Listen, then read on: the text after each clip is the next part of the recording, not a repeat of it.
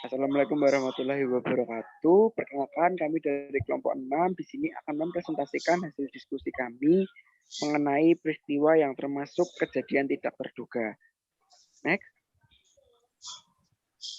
Sebelum kita membahas atau mengulik mengenai apa itu KTD dan apa saja, kita dari kelompok 6 terdiri dari 4 anggota, ada Gilang Mustika, ada saya Hendri Suryo, ada Ismi Asobri, dan ada Khairunisa NH.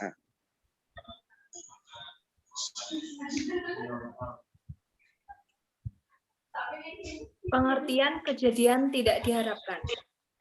Adverse event atau kejadian tidak diharapkan, atau yang biasa disingkat KTD, merupakan suatu kejadian yang mengakibatkan cedera yang tidak diharapkan pada pasien karena suatu tindakan atau commission, atau tidak mengambil tindakan yang seharusnya diambil atau omission, dan bukan karena underlying disease atau kondisi pasien.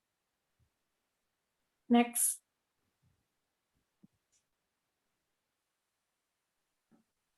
Undang-undang yang mengatur KTD. Yang pertama ada URI nomor 44 tahun 2009 tentang rumah sakit, terutama pada bagian kelima, keselamatan pasien pasal 43. Yang kedua ada Permenkes nomor 1961 tahun 2009 tentang keselamatan pasien pada bab 4, yaitu pelaporan insiden, analisis, dan solusi.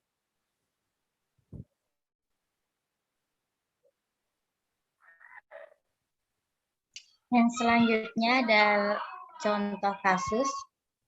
Next.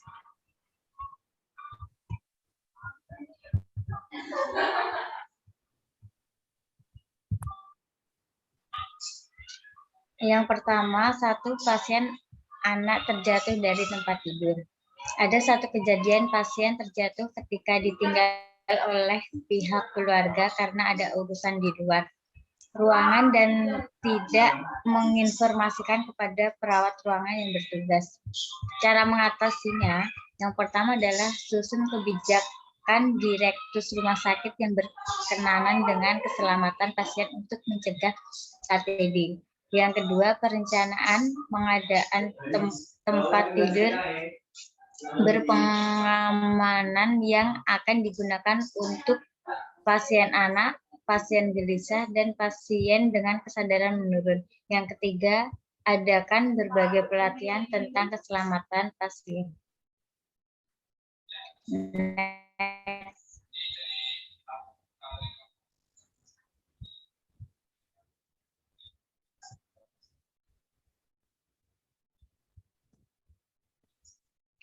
Yang kedua, meninggal karena alat swab patah. Pasien anak di Arab Saudi meninggal setelah melakukan swab test karena alat swab yang digunakan patah di hidung dan tidak tertangani secara optimal.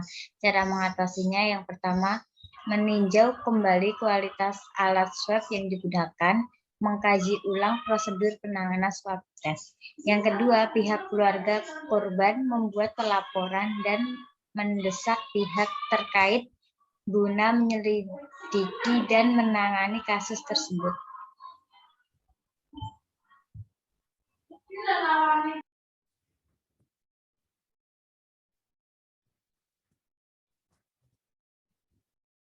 Untuk selanjutnya yaitu medication error. Pasien KY dengan keluhan mata perih dan merah seharusnya mendapat obat tetes mata, tetapi pasien diberikan obat tetes telinga dan diaplikasikan ke mata. Kemudian cara mengatasinya yaitu yang pertama, apoteker memeriksa resep yang diberikan oleh dokter yang berwenang. Kedua, apoteker melakukan double checking sebelum obat diberikan ke pasien. Ketiga, apoteker melakukan pemeriksaan sediaan kamar obat dan disesuaikan dengan daftar obat yang sudah didistribusikan. Yang keempat, menerapkan sistem etikal digital guna meminimalisir kesalahan pemberian obat karena tulisan dokter yang sulit dibaca. Selanjutnya yaitu cara meminimalisir kejadian tak terduga, yaitu yang pertama melakukan pelayanan sesuai dengan SOP yang sudah ditetapkan. Kedua, memberikan pelayanan dengan kehati-hatian guna menghindari hal yang tidak diharapkan. Ketiga, memberikan pelayanan sesuai dengan disiplin ilmu yang dimiliki. Keempat, memberikan pelayanan secara teliti sehingga hal yang dilakukan tidak merugikan orang lain.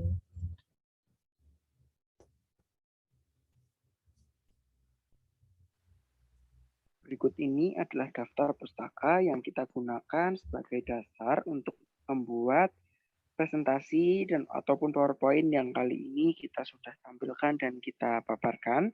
Di sini kita menggunakan 8 sumber. Untuk sumber-sumbernya seperti yang sudah kita tulis di sini.